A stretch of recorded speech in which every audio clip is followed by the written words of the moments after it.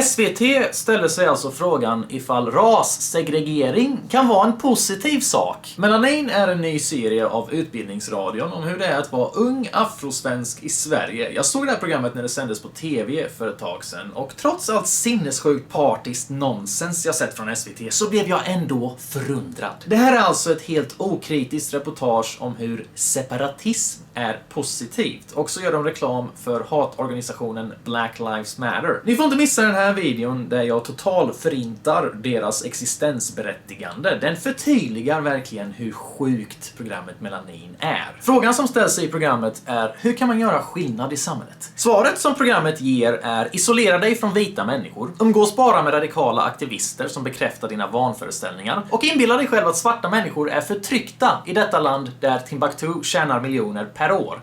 Att vara själv om någonting kan vara extremt jobbigt. När man är en enda svarta i ett sammanhang och får höra något rasistiskt, då kan det lätt kännas som att man måste ursäkta sig själv eller förklara varför man blir upprörd.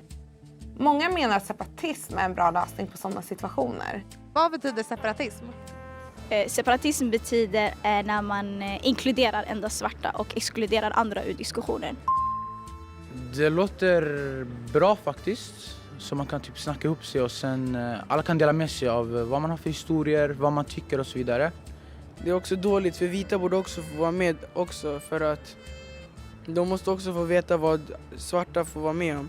Det hade varit en läxa för dem att höra vad vi har gått igenom. Kanske inte just ska komma med deras egna åsikter eller prata för oss, men om de hade varit där kanske de hade förstått vad vi menar när vi berättar våra historier. Ja, jag har sett så här separatistiska föreningar för att upplyfta typ svarta människor om man vill prata med sina problem utan någon vit person som inte förstår och alltså säger massa saker. Det kan bli tjafs för att många vita människor säger men ni kan inte skylla på alla vita människor angående att det är så. Vita människor kanske inte fattar riktigt vad de vill prata om liksom. Den här serien riktar sig till unga människor och budskapet är i princip att vita människor tycker inte om dig. Vita människor vill dig illa. Och därför måste du ha egna separata trygga rum, för vita människor kommer aldrig förstå dig. Jag tycker inte det här är särskilt konstruktivt. Det är lite intressant hur den enda kritiska rösten till rassegregering som de lyckades hitta är: det är okej att grupper med bara svarta träffas. Men vita människor borde få vara med också. Och hålla käften så att de lär sig någonting. Jag är inte emot konceptet av att lyssna på varandra. Uppenbarligen. Jag menar, det är ju grundläggande för ett demokratiskt samtal. Men ni vill inte ha ett demokratiskt samtal. Ni vill bara att vita människor ska hålla käften och acceptera vad ni än har att säga. Och det blir ju ganska problematiskt med tanke på att definitionen av rasism är sönderknullad. Allt är rasism idag. Kommer ni ihåg när Afrosvenskarnas riksförbund kritiserade ett konditori för rasism och postkolonialism? Trots att vita människor fanns som kakor också. Sen har vi ju hela den där Kina-puff-kontroversen. Det var ju en grej. Eller varför inte den där gången då plåster ansågs vara rasistiska? Jag har ju själv gjort en video tidigare om ett gäng galna svarta tjejer som vrålade på tåget för att en vit kvinna bad dem hålla volymen nere. Det här var tydligen rasism enligt dem. Ska vi bara sitta och lyssna på sån här efterbliven skit utan att få ställa lite frågor? Tycker du inte det är bra om någon krossar era vanföreställningar? Kort och gott så kan man sammanfatta att varenda liten bit av kritik mot en person som råkar vara svart kan uppfattas som rasism, även om kritiken inte fokuserar på hudfärgen. Därför är det väldigt problematiskt att kräva att vita människor bara ska lyssna, för det ger frikort till dumhet. Och det vore även bra ifall någon kunde krossa era illusioner av förtryck så att ni kan sluta förstöra för er själva. Och sluta försöka trycka ner svarta människor och hindra dem från att lyckas i livet. Jag förstår att det är skönt att vara arg och bara trycka ifrån sig allt ansvar. Jag förstår att det är skönt att bara kasta ifrån sig all skuld och slippa jobba med sig själv och liksom inte behöva ta itu med någonting. Då slipper man kämpa. Då slipper man ha det jobbigt. Men det är inte sunt i längden. En annan sak är att vita människor också kan ha erfarenheter av rasism. Och ifall folk då faktiskt har konversationer med varandra istället för att en sida bara lyssnar, då kanske man kan se att man hade mer gemensamt än vad man trodde. Och då kanske man också inser hur korkade fördomar är på ett större plan. Vare sig det handlar om hudfärg, politisk läggning eller klädstil. Men jag vet redan vad vissa av er kommer säga. Rasism mot vita finns inte. Nej, en minoritet kan inte förtrycka en majoritet. Enligt den logiken så var det inte rasistiskt med apartheid. För 20% förtryckte 80% och minoriteter kan inte förtrycka majoriteter. Detta innebär även att rika människor inte kan förtrycka arbetarklassen eftersom arbetare är i majoritet. Det är fantastiskt hur PK-logik alltid lyckas slå knut på sig själv. Som det här med att man måste respektera folks identiteter. Så Islamiska staten är riktiga muslimer för de säger att de är det. Och ifall du verkligen känner att du är en 12-årig katt, ja då är det klart att du ska få knulla katter. Jag vill ju inte hindra dig från att uttrycka din identitet. Separatism låter rätt skönt tycker jag. Alltså, tänk att vara i ett rum fyllt av svarta precis som jag och kunna prata om rasism och andra saker utan att behöva förklara. Jag undrar varför så många blir upprörda av det. Alltså hur många vita hade egentligen velat dyka upp på ett möte om såna här frågor och bara lyssna egentligen? Folk lyssnar på dig hela tiden. De håller bara inte med. Och det är det du vill undvika. Du kräver privilegier som ingen människa har. Vita människor blir ifrågasatta hela tiden. Vi kräver inte safe spaces. Separatism är ju rätt kontroversiellt. Men vad används separatism för förutom att typ ses och känna gemenskap? Det är väldigt intressant hur ni inte tog med att nazister ger sitt fulla stöd till såna här idéer. När SSU anordnade ett separatistiskt möte för ett tag sedan så hyllades aktionen av nazister som menade att den här sortens rasfokus kommer göra det lättare för alla att dela upp sig utifrån rastillhörighet i slutändan. Jag menar, det är bara väldigt intressant att medieetablissemanget som vanligtvis svartmålar allt och alla via associering inte reagerar märkvärdigt här. När Moderaterna säger att man kan tänka sig samtal med SD så blir det uppror från vänstern över hur man legitimerar nazism. Men när nazister legitimerar separatism, då räknas inte det. Det är också intressant hur SVT absolut inte vill legitimera Sverigedemokraternas idéer, men svenska motståndsrörelsen rasseparatism går jättebra. I replikskiftet så gick Mattias Karlsson till hård attack mot den förra alliansregeringens politik. Och han sa bland annat då med hänvisning till Anders W. Jonsson att ni citat släppte in tiotusentals potentiella sexualförbrytare och terrorister. Detta uttalande utgör en generalisering av i detta fall gruppen nyanlända flyktingar och asylsökande. Det här strider mot principen om alla människors lika värde. Och mot bakgrund av det här så vill Aktuellt understryka att redaktionen till fullo tar avstånd från detta uttalande. När jag kritiserade Melanin så fick jag svar från programmet där de förklarade för mig att hela poängen var att ibland vill man prata om sina erfarenheter med människor som varit med om samma saker. Det handlar inte om att människor inte skulle vara lika varandra. Allas lika värde gäller fortfarande. Varpå jag svarade: varför intervjuar jag inte en vit nationalist som känner samma sak? Om man som etnisk svensk vuxit upp i en förort där man blir bespottad, hatad och mobbad för att man är vit, då känner man nog samma sorts hat och söker sig till likasinnade för att få förståelse för sina erfarenheter. Där fick jag inget svar. Hela den där white privilege, vita ska hålla käften-kulturen avhumaniserar vita människor. Och jag vet att vissa säkert skrattar nu och tänker att det går inte att avhumanisera vita människor. De har ju strukturell makt. En förståndshandikappad vit tonåring blev kidnappad och torterad i 48 timmar och det livesändes på Facebook så att folk kunde se hur de slog och sparkade på honom medan de ropade "Fuck white people" och "Fuck Trump".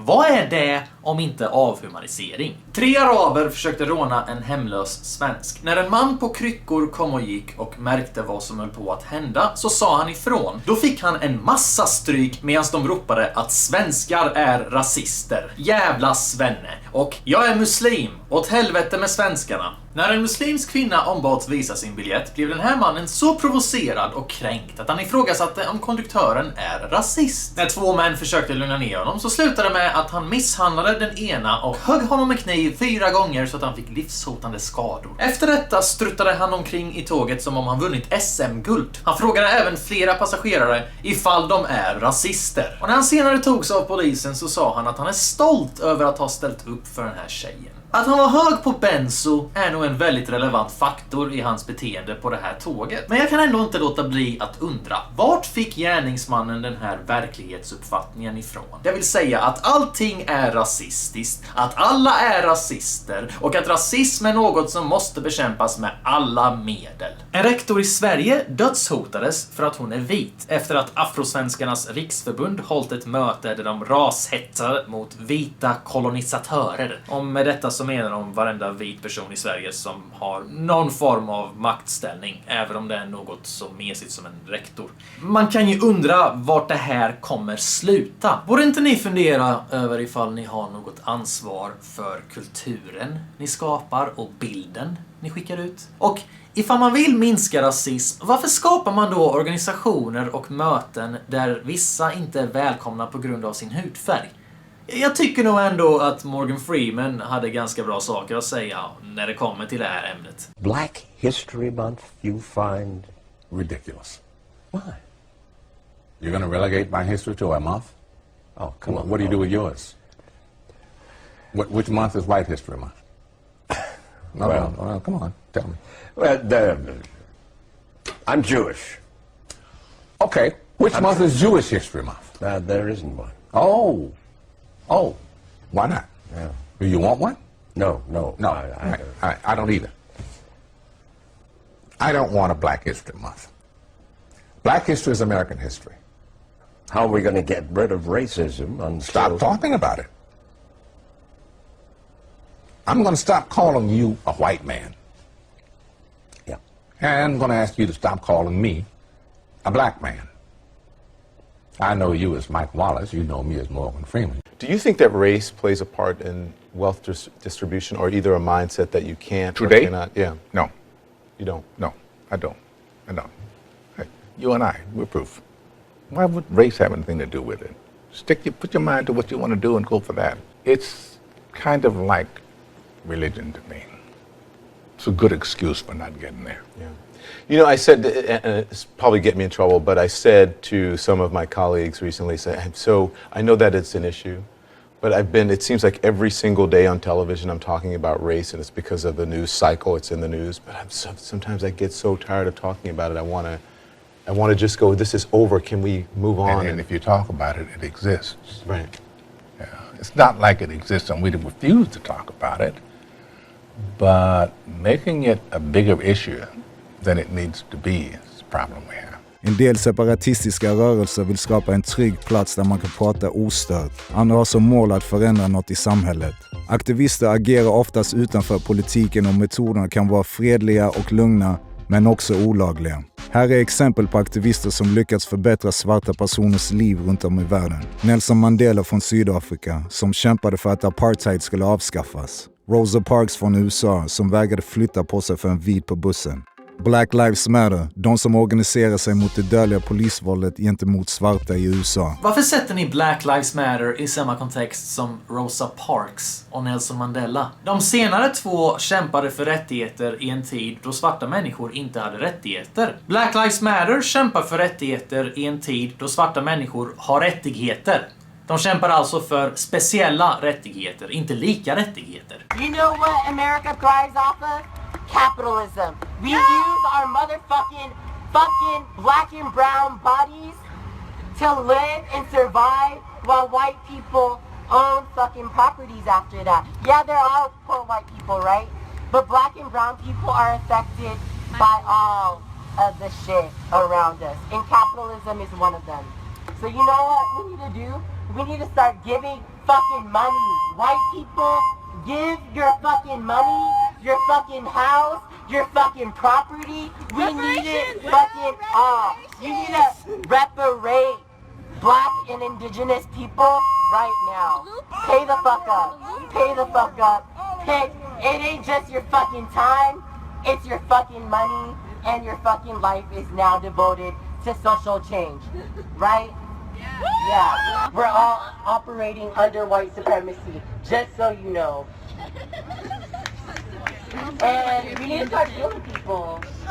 First stop. We need to start killing the White House. The White House must die. Så det där var Black Lives Matter i Seattle. Grundaren för Black Lives Matter i Toronto säger att vita människor är en genetisk defekt och att de är undermänniskor, mindre värda än svarta människor. Ni inom public service brukar ju ge Sverigedemokraterna skit för deras ideologiska rötter, så jag tycker ni kan göra detsamma här. För det här är långt ifrån det enda vidriga med den här rasistiska skitorganisationen. De har även startat flera våldsamma upplopp. Ifall Black Lives Matter är emot rasism så borde de sluta ge människor anledningar att bli rasister, för deras beteende motbevisar inte den negativa stereotypen av svarta människor som överdrivet våldsamma och irrationella. Jag menar, det här är så fruktansvärt perverst så det finns inte. Svarta människor genom historien har kämpat för att slippa separatism. Och nu kommer ett gäng bortskämda svenneafrikaner och vill införa det igen. Så om du förespråkar apartheid och rassegregation så är du rasist.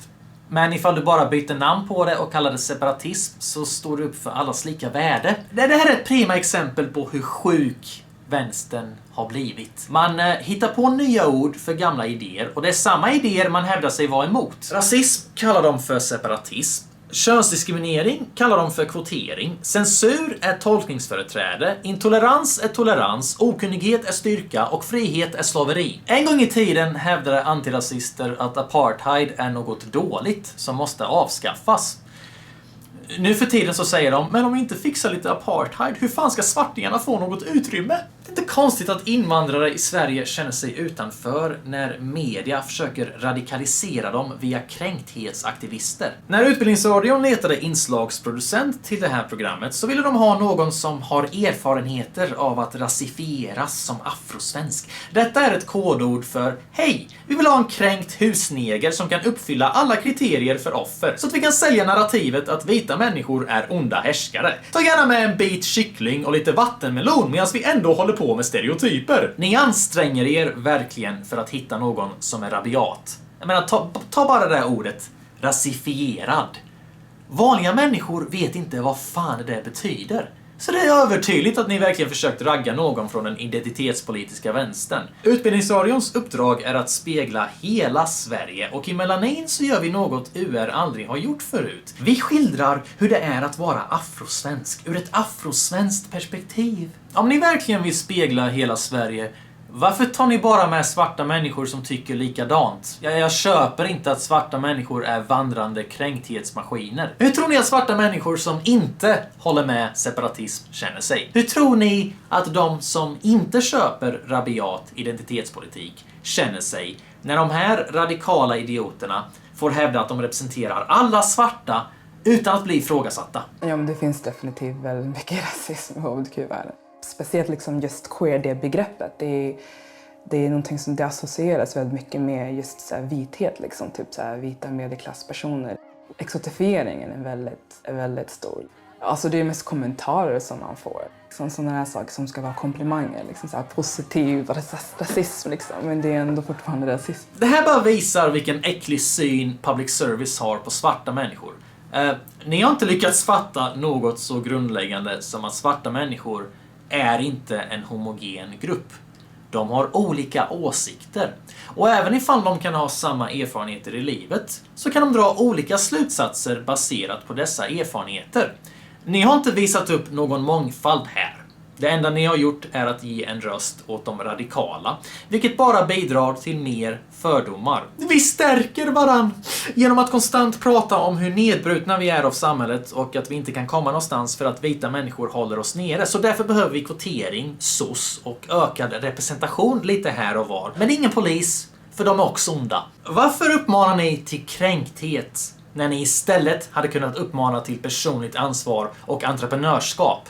Det enda ni gör just nu är att låsa fast svarta människor i en offermentalitet som blir en självuppfyllande profetia. Istället för kränkta idioter så hade SVT kunnat visa upp positiva svarta förebilder som ser sig själva som mer än en nerpissad hudfärg. Personer som tror på personligt driv när man stöter på motsättningar i livet. Som Free Hugs Guy, Morgan Freeman, Neil deGrasse Tyson eller svarta vetenskapsmän och intellektuella. Hur många är det som känner till såna här ens? Det enda man lär sig av svensk media just nu är att man kan få statligt bidrag ifall man gnäller tillräckligt mycket över ord som negerboll. Det får man att tänka på den här gången TV4 bjöd in 2 Black Lives Matter-aktivister för att göra reklam för sin podd. De här 2 brudarna var med i ett annat avsnitt av Melanin, såklart. Tilde frågade ifall de hade konkreta exempel på situationer de varit i som vita människor slipper. Svaret hon fick är att hennes fråga drar tillbaka konversationen och är förminskande, för de har redan sagt att rasism finns och de ska inte behöva förklara sig. De här tjejerna blir alltså kränkta över att de ens får chansen att ha en konversation i TV. Det är den här sortens människor som Melanin väljer som representanter för svarta och det visar hur bortskämda de här Black Power-aktivisterna är. De blev till och med så uppretade om en helt rimlig fråga att de var tvungna att älta det i ett mejl till TV4 efteråt. Det är självklart att alla inte har samma perspektiv och erfarenheter och därför är det nödvändigt att vara övertydlig och överförklara och vara konkret i sina konversationer med oliktänkande. Ifall man inte är villig att göra det så är man inte villig att etablera förståelse. Svarta aktivister vill inte ha förståelse. De vill ha underkastelse. Det är därför de babblar om tolkningsföreträde. Jag har aldrig blivit inbjuden till TV4 och jag är många gånger större än den här pisspodden. Så det är väldigt intressant hur media fungerar. De vill aldrig visa upp invandrare som är tacksamma och har bra saker att säga om Sverige. Det enda de visar upp är bortskämda mongon som anklagar svenskar för omedveten rasism.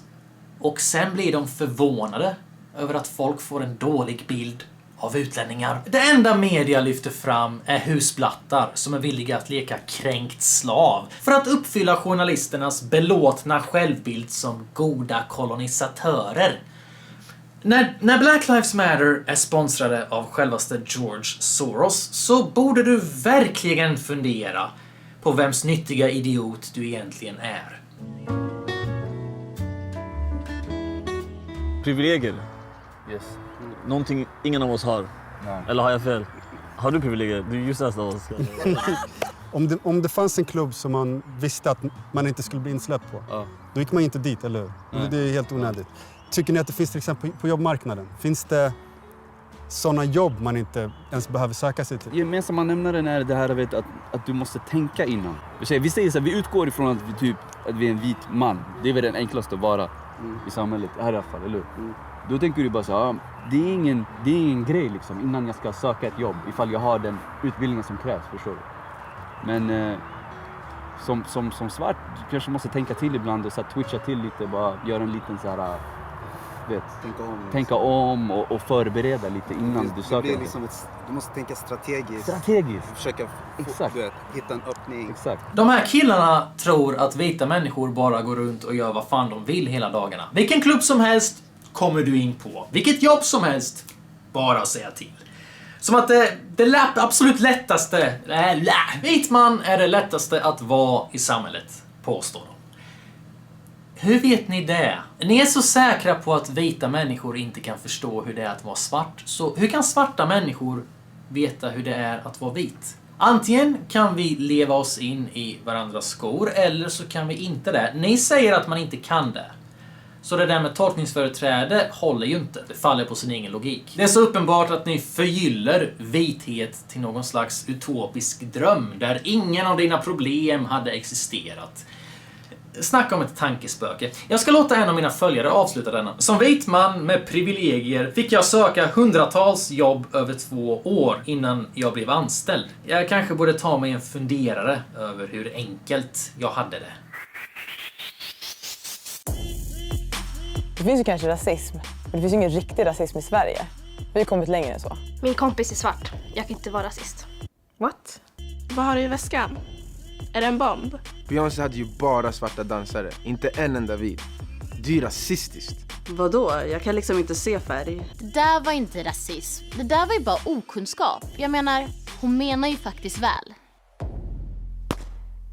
Vad menar ni med att illustrera en avrättning av vita människor medan svarta människor radar upp låtsas rasistiska saker som vita tydligen brukar säga? Ska public service verkligen lära unga människor att hata vita och förakta sin värdnation? Med allt det här sagt, jag bryr mig inte särskilt mycket om ett gäng nötter bestämmer sig för att sitta och fika, vare sig det är vita rasister eller svarta rasister. Det som stör mig är när statlig media gör reklam för det och sprider den här dumheten i rikssänd TV. Bara kolla på deras YouTube-kanal där de lägger upp det som sänds på TV. Kolla vilken psykossmörja det är! Ibland skrattar jag åt bögskämt. Är det dåligt? Ska jag säga hen eller den? Får man säga handikappad? Ja, det får man, ditt jävla CP. Vi tvingas betala för den här skiten som majoriteten av oss inte har beställt. Vem kan på fullt allvar hävda att public service är politiskt oberoende?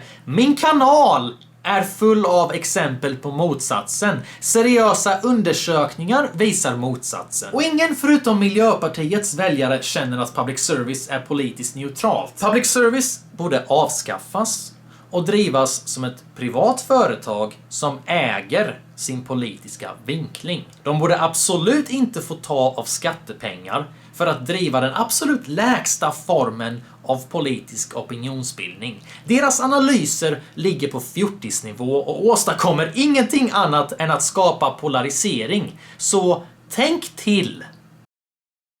Jag kan väl fortfarande vara din nigga även fast jag är vit.